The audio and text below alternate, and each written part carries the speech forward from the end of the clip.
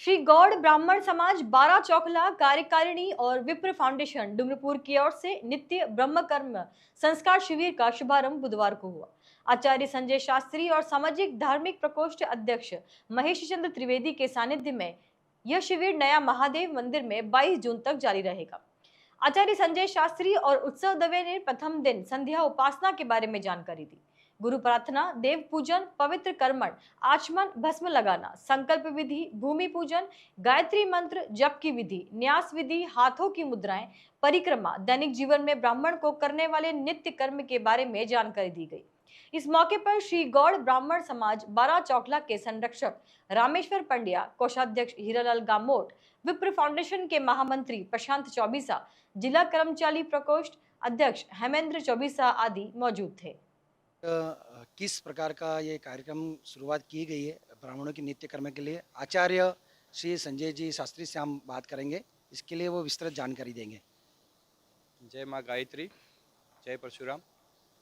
यहाँ 11 दिन का ब्रह्म नित्य कर्म शिविर लगाया गया है, जिसके अंदर व्यक्ति जो षट कर्म होते हैं उसमें स्नान, संध्या, देव पूजन और बलि वैश्वदेव। तो यहाँ पर हम जो ब्राह्मण है और यज्ञोपवीत संस्कार जिसका हो चुका है, जो किसी भी उम्र का हो सकता है, 8 साल से लगाकर, उनके लिए यहाँ पर एक छोटा सा 11 दिन का शिविर है, जिसके अंदर हम प्रातः संध्या प्रयोग, दैनिक पूजन में आने वाले मंत्र, गणेश जी के, माता जी के, दुर्गा के, शिव के, भगवान सूर्य भगवान को अर्घ्य किस प्रकार दिया जाता है, गायत्री की माला कैसे की जाती है, कितनी करनी पड़ती है, और इसके साथ साथ जो यज्ञोपवीत जो उसको किस प्रकार पहना जाता है उसकी भी एक विधि होती है। जैसा छोटा सा एक हमने एक संकल्प लिया है। पिछले साल भी ऐसा शिविर लगाया था हमने, जिसमें अच्छे खासे उसका लाभ लिया था लोगों ने। तो ये भी शिविर नया महादेव परिसर में चल रहा है।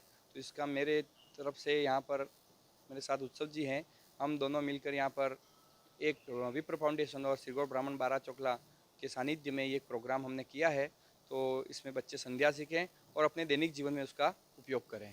आपने जिस तरह से ये कार्यक्रम शुरुआत की है, और आज जैसे आज का युग है, जिस तरह से बच्चे मोबाइल की तरफ ज़्यादा बढ़ रहे हैं और उसमें व्यस्त रहते हैं, तो आज जिस तरह के भी जैसे स्कूल विद्यालयों की छुट्टियां हैं, उसको लेकर जैसे आपने ये कार्यक्रम शुरुआत किया, तो आप उन बच्चों के लिए क्या कहना चाहोगे और इस कर्म में इनके लिए जुड़ना कितना आवश्यक है? जैसे समर कैंप लगते हैं दूसरे विद्यालयों में या कहीं किसी एक्टिविटी, उसमें आपको पैसा देना है। ये कर्म ऐसा है, यहाँ पर आपको सिर्फ देना कुछ नहीं है, खूब प्राप्त ही करना है। निःशुल्क है पूर्णतया। जो आपकी दैनिक उपयोग की सामग्री वो आपको साथ में लेके आनी है। और संध्या वंदन करने से व्यक्ति का मनोबल बनता है, उसका तेज बनता है, उसकी आयु बढ़ती है और आरोग्य रहता है।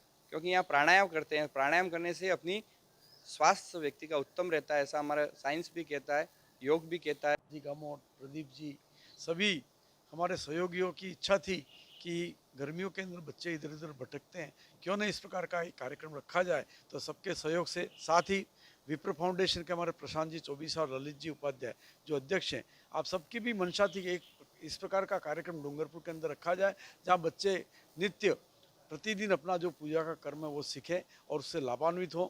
वर्तमान समय के अंदर ब्राह्मणों की संख्या, जो पूजा पाठ का जो काम ब्राह्मण कर रहे हैं, उनकी संख्या कम होती जा रही है, और ब्रह्म नित्य कर्म जो है वो बच्चे नहीं कर पा रहे हैं। बच्चे मोबाइल की तरफ, क्रिकेट की तरफ, अन्य सारी चीज़ें उनको सिखाने के बहुत सारे प्रतिष्ठान हैं जो शुल्क लेकर के उनको सिखाते हैं। तो हमने विचार किया कि ब्राह्मण का जो कर्म है वो यहाँ पर किया जाए और बच्चों को निःशुल्क इस प्रकार का संस्कार यहाँ पर दिया जाए। हमने सभी समाजों के अध्यक्ष को इसके लिए फ़ोन किया है, व्हाट्सएप पर, अखबारों के माध्यम से प्रचार प्रसार किया है, ताकि ज़्यादा से ज़्यादा लोग इसमें जुड़ सकें। आज इस शिविर का शुभारंभ हुआ है, पहला दिन है, अच्छी संख्या आज रही है। फिर भी मैं सभी समाजों के अध्यक्ष महोदय से आह्वान करूंगा कि वो अपने ज़्यादा से ज़्यादा, इसमें कोई ज़रूरी नहीं है कि बच्चे आए, बड़े बुजुर्ग जो भी इस कर्म को सीखना चाहते हैं वो आएँ और इसका लाभ लेवें। बहुत बहुत धन्यवाद। आज हमने धार्मिक प्रकोष्ठ महेश जी त्रिवेदी